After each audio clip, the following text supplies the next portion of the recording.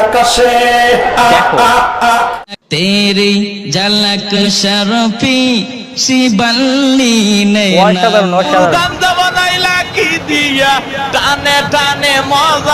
আজকে আমরা দেখতে চলেছি গান গেয়ে ভাইরাল হুজুর। সো বাংলাদেশের এমনই কিছু প্রাণীকে আজকে আমরা এই ভিডিওতে দেখতে চলেছি। মানে কি বলবো, অভিনেতা, শিল্পী, গায়ক, নায়ক সমস্ত কিছুর মিশ্রণে আমরা যে হুজুরদেরকে দেখতে চলেছি, একটা নতুন প্রাণী আর কি। সো তাদের এই ভিডিওগুলো আমরা প্রথমে দেখব, তারপরে তাদের সম্পর্কে কথা হচ্ছে না, মানে তারা জিনিসটাকে কোন দিকে নিয়ে যাওয়ার চেষ্টা করছে সেটাই আসলে দেখব। তো চলো প্রথমে ভিডিওটা দেখে নেওয়া যাক, তারপরে তাদের সম্পর্কে কথা হচ্ছে। বাংলাদেশে প্রায় বিভিন্ন সময়ে বিভিন্ন আলেমকে আলোচনা সমালোচনায় থাকতে দেখা যায়, যাদের ভালোবাসে অসংখ্য সাধারণ মানুষ। কিন্তু এই আলেমদের কাজের জন্য পড়তে হয় তোপের মুখে। তারা মাঝে মাঝে ভাইরাল হয় বিভিন্ন কর্মকাণ্ড দিয়ে, কেউ ভাইরাল ডায়লগ দিয়ে, কেউ হয় কমেডি করে, আবার কেউ ভাইরাল হয় গান গেয়ে। তারা ওয়াজ মাহফিলে কি যে করে তারা হয়তো নিজেরাও জানে না।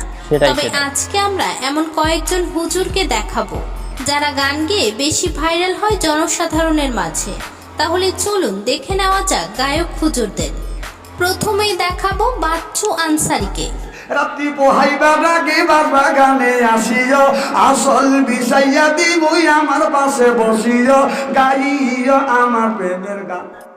এটা কি, এটা ওয়াজ? তোমাদের কি মনে হচ্ছে একজন ইসলামিক, একজন ধার্মিক ব্যক্তি মানে একটা অশ্লীল কর্মকাণ্ড সে কি করতে পারে? মানে আমি বুঝতে পারছি না সে তার যে ইমেজটা সেটা কোন জায়গায় নিয়ে যাওয়ার চেষ্টা করছে। আমি বুঝতে পারছি না যে এইরকম ভাবে একটা মানুষ কিভাবে ওয়াজ করতে পারে। এই ভদ্রলোকও ওয়াজ মাহফিলে গান গেয়ে ব্যাপক হারে ভাইরাল হয়।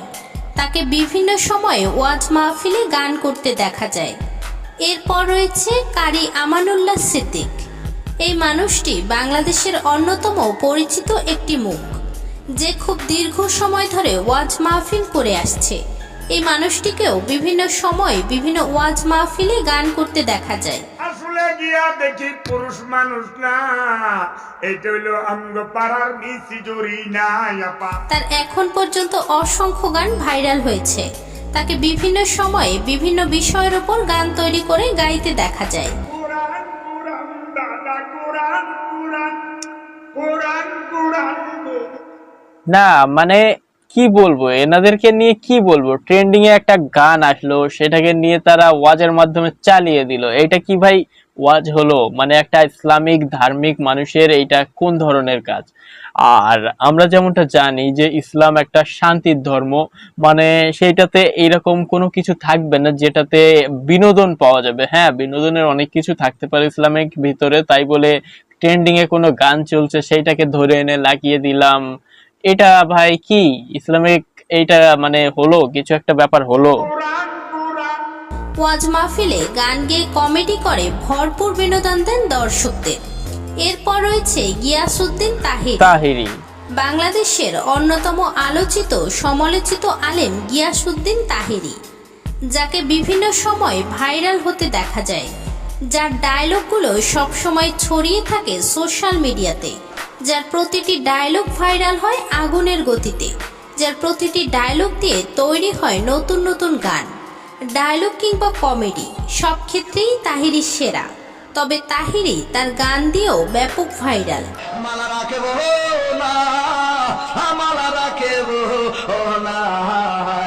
ওয়াজ মাহফিলে তাকে প্রায় গান গাইতে দেখা যায়। এরপর রয়েছে ইলিয়াসুর রহমান জিহাদি। যে সকল আলেম সোশ্যাল মিডিয়াতে ব্যাপক জনপ্রিয়, তার মাঝে ইনি একজন। না, এদের অবস্থা দেখে আমার মনে হয় যে এরা ওয়াজ করতে আসেনি, এরা মনে হয় ভাইরাল হতে এসেছে, এরা মনে হয় টিকটকার হতে এসেছে। না মানে এদেরকে দেখেছি এরকম শর্টস প্ল্যাটফর্মে, টিকটকে, তাদেরকে মানে বেশি সময় ওখানেই দেখা যায়। তো তারা আসলে করতেটা চাইছিল কি? মানে তারা কোনো ভালো আলেম হতে এসেছিল নাকি মলম বিক্রেতা হতে এসেছিল? না, এইরকম কর্মকাণ্ড তো কোনো সুশীল কোনো মানে ইমানদার ব্যক্তির হতেই পারে না। না আপনি তোমরা ভাবতে পারো যে হঠাৎ করে এইসব কি বলতে শুরু করেছো তাদের নামে। না, আমাদের পছন্দের মানুষ ভাই, পছন্দের মানুষ বুঝলাম, ধর্মকে এইরকম মানে উপর থেকে নিচে টেনে আনছে যারা, অন্যান্য ধর্ম অবলম্বী মানুষরা, তারা ইসলামকে কি ভাবছে? না একটা হাস্যকর ধর্ম, এইটা কি ধর্ম হলো?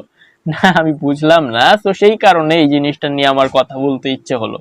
তো চলো কি বলবো দেখি, তোমরাও দেখছো। যাকে বিভিন্ন সময়ে বিভিন্ন বক্তব্য কিংবা ভাবভঙ্গি দিয়ে ভাইরাল হতে দেখা যায়, জিহাদি সাহেবকেও মাঝে মাঝে দেখা যায় বিভিন্ন গানের সুর তুলতে। ওরে ওরে হাওয়া খামুন নহরে চহে বৈশাখ আমার অন্তরে তোরে বাজবো বাসা।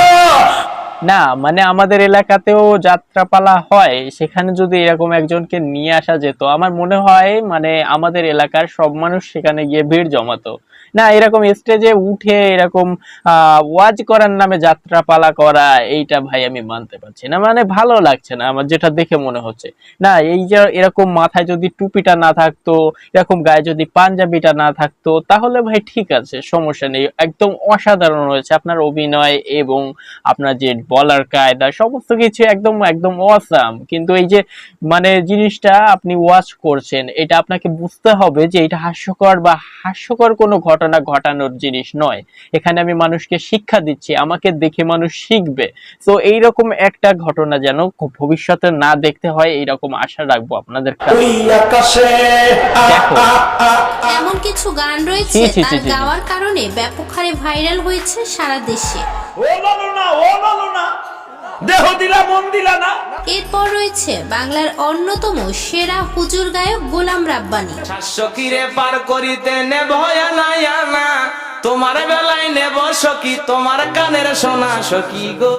বাংলাদেশের আলেম নামের নিকৃষ্ট ব্যক্তি, এটা কেন বলছি কি জন্য বলছি যদি তাদের সম্পর্কে একটু না জানো।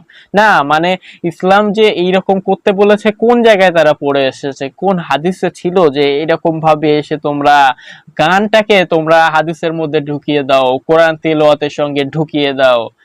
এটা কি ভাই, মানে আমার ভিডিওতে তোমরা দেখতে পাওনি, এর আগে কখনোই দেখোনি আমি জানি, তবে এই ভিডিওটা দেখার পরে না আমার তাদের প্রশংসা একদম নয়। তো তাদের বিরুদ্ধে এইসব কথা আমাকে বলতে হচ্ছে, কেননা এরকম কর্মকাণ্ড করলে মানে মানুষ কোথাও না কোথাও তাদেরকে নিয়ে এটা কথা বলে। তবে হ্যাঁ ওই একটা জিনিস আছে, মানুষ বিনোদন পছন্দ করে, তাই বলে তোমরা ইসলাম ধর্মটাকে বিনোদনে বদলে দেবে, এইটা ভাই মানতে পারলাম না। মানে এরকম হুজুর যেখানে দেখবে আমার মনে হয় ওই মলম লাগানো দরকার আছে। যাকে সব সময় কম বেশি ওয়াজ মাহফিলে গান গাইতে দেখা যায়, তার খুব কম ওয়াজে রয়েছে যেখানে তিনি গান গায়নি। তার অসংখ্য গান রয়েছে যা সোশ্যাল মিডিয়াতে ব্যাপক হারে ভাইরাল। না গান গাওয়ার একটা প্ল্যাটফর্ম আছে, এরকম ওয়াজ মাহফিলে যেত নয়। দিন ভালোবাসো তুমি মরে। বাংলাদেশের যত গায়ক হুজুর রয়েছে তাদের সকলের মহারাজা গোলাম রাব্বানী। এরপর রয়েছে বাংলাদেশের অন্যতম পছন্দের একজন আলেম মিজানুর রহমান আজহারী। আমি ভিডিওটা এখানে বন্ধ করলাম, এখানে কিছু কথা বলি যে আমার মানে ইন্সপিরেশন, আমার কি বলবো ভালো লাগে একজন ব্যক্তি হচ্ছেন মিজানুর রহমান আজহারী। তার গলায় যদি এখন গান শুনতে হয় ভাই লিটারালি এতটা খারাপ লাগবে আমি ভাই বলতে পারছি না ভাই। চলো তিনি বাংলাদেশ সহ গোটা বিশ্বে কতটা জনপ্রিয় তা আমাদের সকলেরই জানা। এই বিজ্ঞ আলেমকেও একদিন মঞ্চে বসে গান গাইতে দেখা যায়। তাই নাকি? গঙ্গর পড়বাড়ি শাহজালালের উত্তর সুরি, দেশ বিদেশে বেড়াগিরি, আমরা হকল সিলোডি, আমরা হকল সিলোডি। সিলেটি ভাষার এই গানটি তার মুখে শোনা যায়।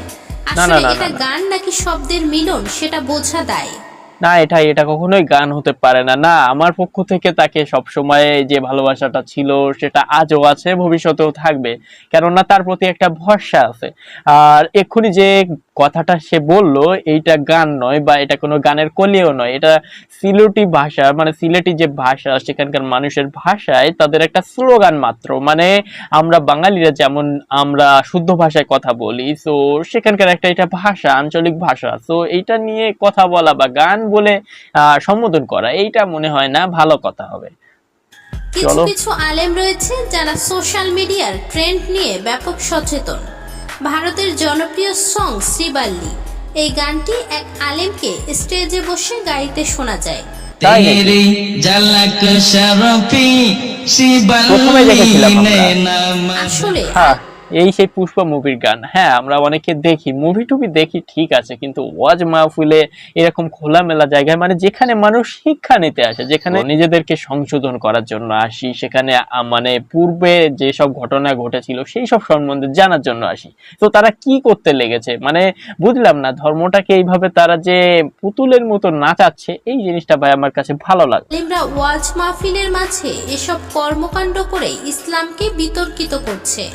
ওয়াজ মাহফিলে তাদের এই কর্মকাণ্ডগুলো দ্রুতই ত্যাগ করা উচিত। হ্যাঁ, আমারও পক্ষ থেকে এই একটাই কথা যে না, এইটা ভাই ঠিক হচ্ছে না। ওয়াজ মাহফিলে ওয়াজ করতে এসেছো, ওয়াজ করো, সেই সব ঘটনাগুলো তুলে ধরো, মানুষ সেখান থেকে শিক্ষা নিক, সেইখান থেকে শিক্ষা নিয়ে তারা আরো ভবিষ্যতে ভালো করুক, আর সেগুলো সম্পর্কে তারা ধারণা নিক। তো তোমরা আসলে করতেটা কি চাচ্ছ? মানে জোকারেরও একটা ধর্ম আছে, তো আমার মনে হয় না যে এরা কোনো আলেম, এরা আলেম নয়, মলম বিক্রেতা। এদের যেখানে দেখতে পারবে, যে কোনো স্টেজে দেখতে পারবে, তাদের কোনো কথা হবে না, মানে থামার কথা বলো না, সোজাসুজি। আমি এখানে হ্যাঁ ওপেনলি বলছি যে হাতের কাছে যা পাবে তাই দিয়েই পেটাও, কেননা ভাই এরা ইসলামের আলেম নামের এরা কিন্তু এক একটা ভণ্ড। এরা শুধু ভাইরাল হওয়ার জন্য, মানে নিজেদের মানে ট্রেন্ডে রাখার জন্য এরা এইসবগুলো করে বেড়ায়। কেন ভাই, ট্রেন্ডিং এ একটা গান চলতেই পারে, তার মানে তুমি ফলো করছো, সেটা আমরা ভালোই জানি, তবে সেইটাকে এরকম ভাবে গানের রূপে, এরকম ভাবে গজলের রূপে, এরকম ভাবে মাহফিলের রূপে এরকম ভাবে উপস্থাপন করার মানে ভালো হুজুর এইটা কিন্তু না।